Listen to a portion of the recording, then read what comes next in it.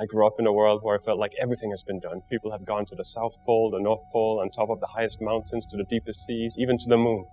But no one had gone to every country completely without flying.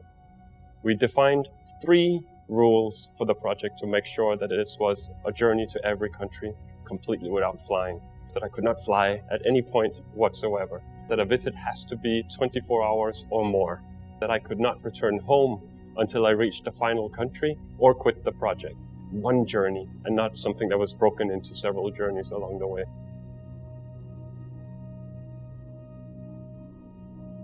My name is Thor. I come from Denmark. I was 34 years old when I left home. I'm 44 now. I just arrived to the Maldives not long ago, ending an almost decade-long journey to become the first in history to reach every country in the world completely without flying. I've been traveling with public transportation mostly around the world, with buses and with trains and taxis and tuk-tuks and minibuses, even on foot. Of course, a lot of ferries and some sailboats and a lot of container ships within the Pacific and even a container ship coming to the Maldives.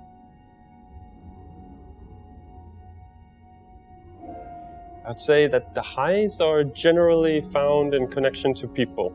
So it has been people who have helped me or supported me or just that we had a good time together.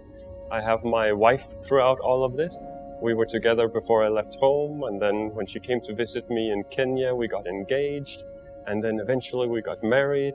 We got married a second time as well, so she said yes to me 3 times, at the engagement and 2 weddings. I have thought a lot about quitting. For many, many years, I probably thought about quitting every day. But I've only been really serious about quitting once. And that was back in Central Africa. It was around 2015. And I ended up being stuck at a border for the 7th or 8th time, and they still wouldn't let me cross. And there was no real interest in what I was doing. I was looking to see, why am I doing it? I wasn't feeling the passion anymore. I was in pain. I'd been in pain for a very long time. I really didn't like it anymore and just wanted to go home. So I looked, is anyone benefiting from this? I looked at social media, there weren't many followers, and I looked in other directions to see if anyone was interested in having me completing my journey.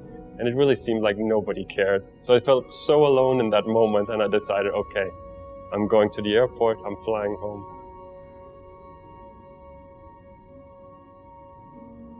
So what happened in that specific situation was that a motorcycle taxi driver called Abdul Karim, he came to me. He just happened to arrive, and he remembered that he gave me a ride earlier. So he came to me, and he was always smiling a lot, and he was always very happy, but we didn't speak the same language. So I didn't know what he was saying to me, but I did understand he wanted me to get on the motorbike. So he put me on the motorbike, and he took me just 1 minute away to a small place where we could have a cup of coffee, and he was talking to me in a language I didn't understand. And while he was talking, I was just kind of looking, and I was thinking, I don't want the system to beat me. And I don't know where that voice came from, or where that feeling came from, or the passion came from, but that was what pushed me not to give up. And I can tell you it got so much worse beyond that, so much worse. Within 24 hours, I was at gunpoint twice. I could have lost my life 2 or 3 times within the next weeks that followed. Several months of hardship followed. But then eventually I met the right people, and I made the right connections. I got the paperwork I needed. I got the transport I needed. And I was able to cross the borders and checkpoints and everything and get to an easier region. And then it continued moving on again. I spent time designing the travel route before leaving Denmark, and I knew every country I was going to, and I knew the order that I was going to go to them. And this has been relatively true. I think about 90% of it has been true. But there have been a few changes, especially within the Pacific Ocean, and especially because of the pandemic. Some of the countries remained closed, and then I had to go to other countries instead. So I thought that I would be finishing in the Pacific. Towards the end would be the Pacific with New Zealand and Australia. And if you look at the map, then you have New Zealand, Australia, Maldives, Denmark. So it just made sense.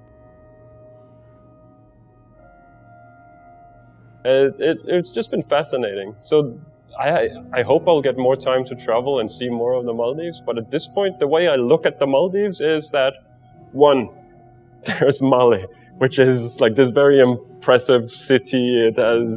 It feels like you're in the middle of Delhi or something like that when you go in there. It's hard to imagine that you're on a tropical island. And then there's the resort islands and the resort life and the resort industry. And then there must be the traditional islands, the more normal life and local life. And now I've seen 2 out of 3. So I hope I can go and see some of the more normality and how local people they live. This is a wonderful resort, and first, thank you so much for helping us to have a place to celebrate the successful conclusion of this project. I'm still traveling home over land and sea, but now I have reached every country in the world, and it's wonderful to do it in such beautiful surroundings.